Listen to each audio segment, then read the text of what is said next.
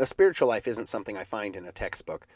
It's found in the Selah, in the intentional observation of the steam and smoke rising off sampled coffee during the development process, or in the smell of petrichor in my local soil after a fresh rain.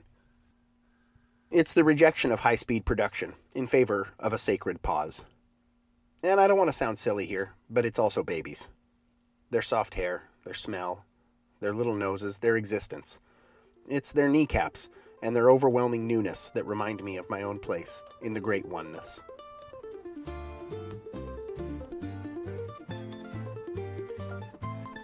I'm Nick Walton. I'm a coffee roaster, I'm a dad, I'm a husband, I'm a wee farmer, and I can't stop thinking about the invisible scripts that run our lives. You're listening to The Values Sort. This is a field guide to the values that shape the patterns of thinking and behaviors that end up shaping our entire lives. This is essay number 39, A Spiritual Life. I'll tell you an interesting thing to observe about this values exercise that I do with people. I think I've mentioned it before. People often find themselves struggling with a binary, a duo of cards that, for them anyway, represent things that are so similar as to be nearly indistinguishable, or at least inseparable. How can you even have one without the other? How can you choose between these two? They're not always the same for everyone, but this card, A Spiritual Life, is one such card. I'm delighted, for my part, to watch people struggle through this exercise within an exercise, because that's how real muscle is formed, right? Tearing of the fibers, pain, exhaustion, and finally the growth, the building back of something stronger. A spiritual life is often, though not nearly always, compared with a great card coming down the line, Devoutness, holding to a religious faith and belief. That was a weird one to write. It'll be a weird one to read. One at a time, Nick. One at a time. I like the descriptor for this card, emphasis on spiritual and not material matters. My dad used to express that some folks were so heavenly minded they were no earthly good. I can see what he was talking about. I can see what he was saying. Or at least I can see what I'd be saying if I were to repeat the phrase, which I may do. I have had a long and winding religious road, but as I reflect, I feel like my spiritual life has been a fairly straight line. I learned early that Christ was the true vine, and we were the branches, and that the one that the Lord loves, He prunes. He clips little bits off of us that aren't helpful or aren't producing fruit in order that we may grow as an organism and recognize our connection to the oneness of Himself. I learned, as a child, that the fruits of the Spirit of the living God are as follows, and I'm doing this from memory.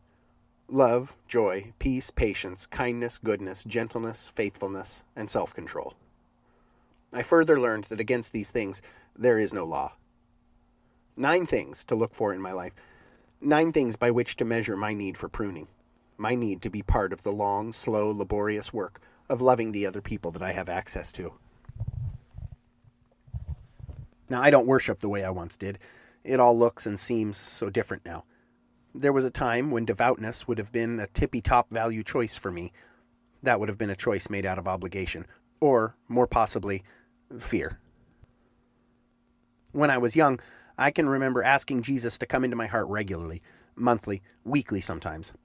I can remember moments alone in my room or in my sacred woods, dissecting my own foul humanity, laying every ill deed out on a stone table to be sacrificed and done away with, in order to make room for a holiness that seemed completely out of reach in the best of times, and something completely undeserved in the worst.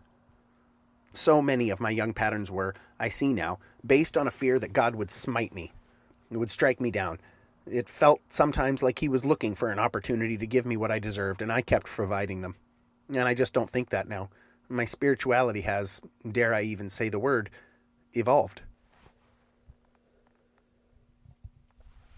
So much of how I practice my beliefs, so much of how I see my values intersecting with others has changed, and yet, something still feels familiar. What did I ever believe? What did I know? What did I ever even hope for in my younger days laden with ecclesiastical burden? How much has really changed? One thing has changed, and it's substantial, to me anyway. This is the big reveal. Are you ready? I do not believe in hell.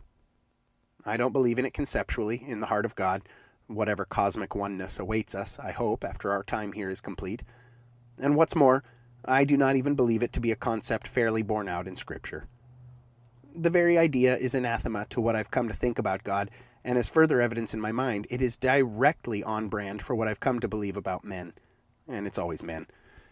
You will note that women are rarely mentioned in the Bible, and none are at least credited with being responsible for its written contents.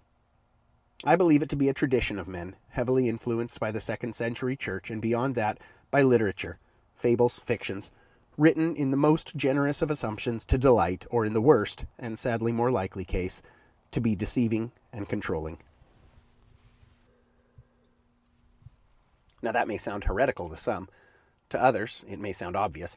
But for me, letting go of hell changed everything.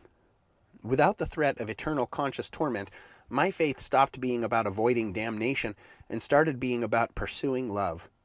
It became about allowing love to slowly grow and activate and unlock itself within my life. The fruits of the Spirit aren't a checklist to escape hell. They're just the whole point. Love, joy, peace, patience, kindness. There's no law against these things, not because they save you from fire, but because they are salvation. They are what it means to be fully human, fully alive. I think I knew the fruit, even back then. I think I was born to spot the fruit in others, to draw it out and gather it up and put it by for a time when it's needed. I think I was born into a knowledge of love, joy, peace, patience, kindness, goodness, gentleness, faithfulness, and self-control. I think I've known it since I was young, and I think I know it now, and I wonder if I've known it as part of a cosmic oneness since before the dawning of time. Hidden in the heart of God, we'd have said. In many of these essays, I have shared some specific truth or nugget or anecdote from my life. I fought with my brother. I blew my hand up in a binge of freedom. I stole. I repaired. I learned. I grew somehow. And so it goes with my spiritual life. So why am I having trouble deciding on or even coming up with an anecdote to make this land? Perhaps it's that it feels so very raw, so very alive to me just now. It feels so very going and in the process, and I'm not done being worked out. I reflect on another song from my deep childhood. He's still working on me, to make me what I ought to be. It took him just a week to make the moon and the stars, the sun and the earth and Jupiter and Mars. How loving and patient he must be, he's still working on me. Now, I'm not claiming that tune quite the way I did the last one, the one about the river of life flowing out of me. Still, I do feel that I'm a work in progress, and nowhere is that progression more evident than in my religious beliefs. I did say, though, that something feels familiar. I see that the familiarity is myself, my inner life, my inner hunger for truth, and more than that, love, which in the Bible is called the greatest. Faith, hope, and love, and the greatest of these is love. In fact, it says that God is love. So what do you make of that statement? What do you make of that idea? God is love. Perhaps I'm interpreting it incorrectly, but I do continue to believe very deeply in love. I have shed many shackles. I have done away with some childish things. I have come to grips with some realities of a world which does not often value life or love over profit and gain. And I am still shedding.